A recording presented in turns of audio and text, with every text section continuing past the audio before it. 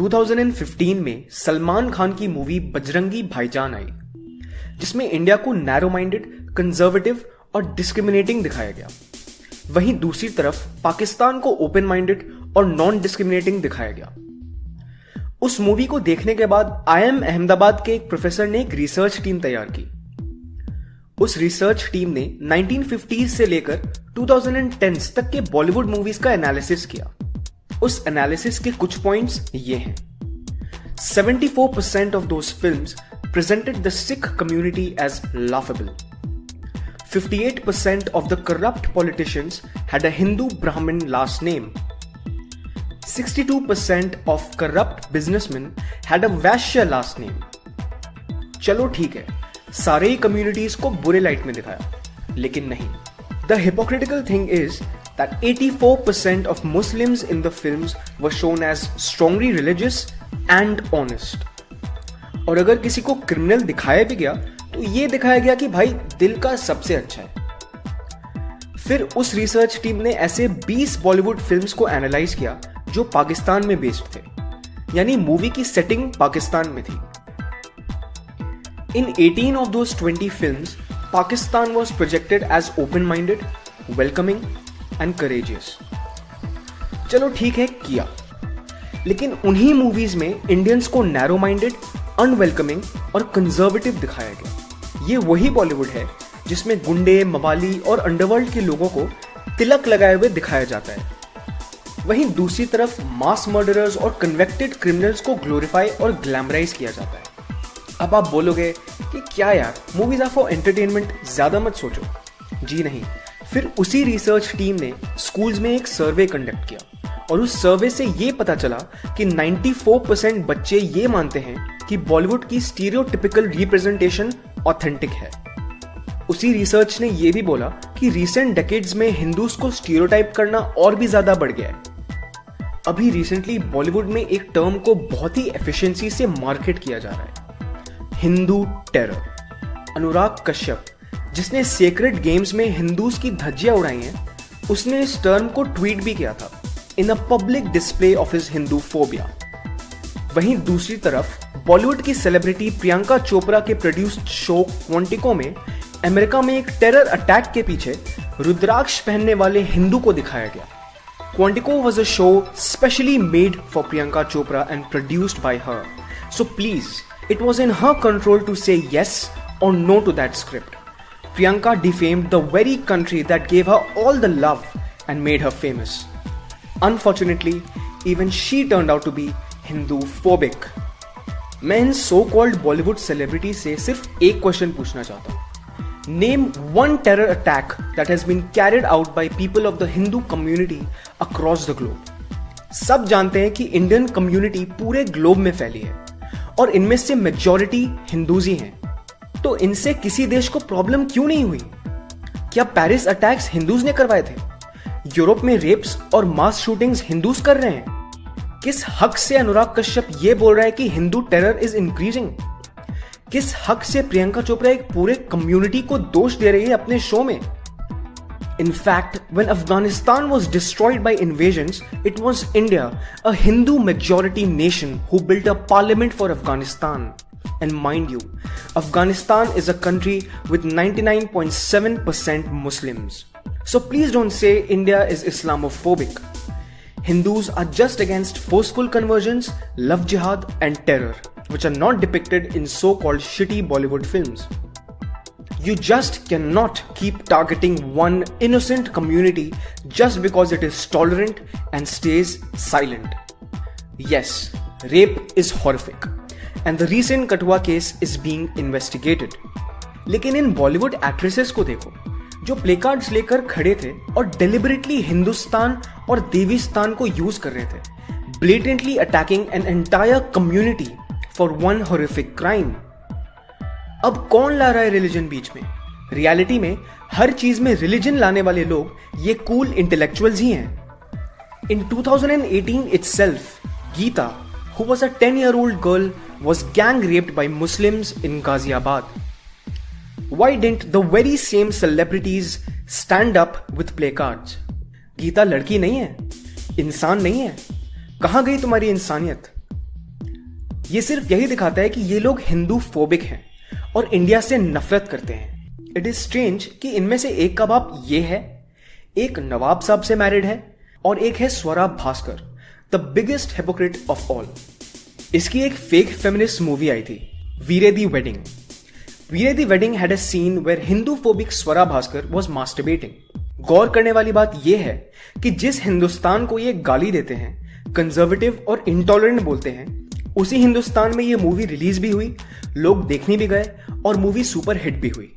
Welcoming और tolerant Pakistan में इस मूवी को बैन कर दिया गया। This is what Swara Bhaskar said when she visited Pakistan. लेकिन हमने यहाँ आके पाया कि जिसको अक्सर दुश्मन देश समझा जाता है वो कतई ऐसा नहीं है, और जितना हमें यहाँ प्यार और मैं कसम खा के कह रही हूँ, मैं काफी जगह घूमी हूँ, लेकिन लंदन, न्यूयॉर्क, इस्तांबुल, पेरिस सब फेल है लाहौर के सामने। And this is what she said after the movie got banned in Pakistan. But what do you expect? What state that's run by Sharia laws? They're an unsecular state. Like, were you thinking that? I'm not surprised at all. And why should we hold up Pakistan, which is like a failing state, as, I don't understand why we keep taking pleasure and feeling a sense of self-worth from all the silly things that happen in Pakistan. तो हम गए और मैंने जनाब word सीख लिया, क्योंकि हम इंडिया में भैया भैया करते हैं, लेकिन मैंने सोचा यहाँ थोड़ी सलीके से रहना चाहिए। तो हम गए और उन्होंने कहा जनाब वो हम थोड़ा रास्ता नहीं समझ आ रहा, तो डिफेंस जाना था, कौन सी बस मिलेगी? To show you Pakistanis have a way worse vocabulary than we do. I know. यार इस बॉलीवुड की आदत बन चुकी है हिंदूज को डिफेम करने की और उनको मॉक करने की। ये देखो कैसे करण जौहर और उसके कुछ फेक एक्सेंट वाले दोस्त कितने इनसेंसिटिवली साउथ इंडियन लैंग्वेज का मजाक उड़ा रहे हैं। Some word of some funny song you must have done. Something you must have done. No, I think we did some pom-pom, nana motor gadi, something. It was like the most embarrassing day of my life. Here there was all these scholarly types studying at Cambridge and all that, and here I was sitting on this gondola singing, Monday. और इसी करण जौहर से जब एक random इंसान ने ये पूछा, Are you a homo? उस पर करण जौहर ने ये बोला, But sometimes you just wonder whether people just don't have the sensitivity or the decency, or to sometimes use language to ask a question that may not come across inappropriate. Where was your sensitivity and decency when you, along with your bunch of cool, smart-ass stand-up comedians, mocked and made derogatory remarks in that infamous roast? यही cool और smart-ass young actors, directors और stand-up comedians Hindus, soldiers और खुद के देश पर derogatory remarks करते हैं और बोलते हैं यार ऑफेंड मत हो। Why this hypocrisy? अगर कोई मूवी इंडिया को अच्छे लाइट में दिखाती भी है तो उसे मीडिया हाउसेज और so called reviewers ruthlessly attack करते हैं। फॉर एग्जाम्पल परमाणु, which released on 25th May, was an amazing, thrilling movie which ended with a high note of India successfully becoming a nuclear state. But this is what unbiased and honest media houses had to say about the movie. A nationalist drama that ends like a horror film. India successfully becoming a nuclear state is horror for you. Are you kidding me? लोग इस blatant anti-India sentiment को tolerate कर रहे हैं. They are being allowed to say such things.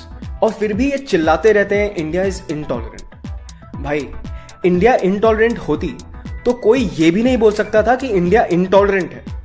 अभी हाल ही में रावण के director की एक मूवी आ रही है, मुल्क, स्टारिंग नन अदर देन होगा। बात की तो दाऊद साहब का फोन था, उन्होंने मुझे फोन किया। दाऊद साहब का फोन था, उन्होंने मुझे फोन किया।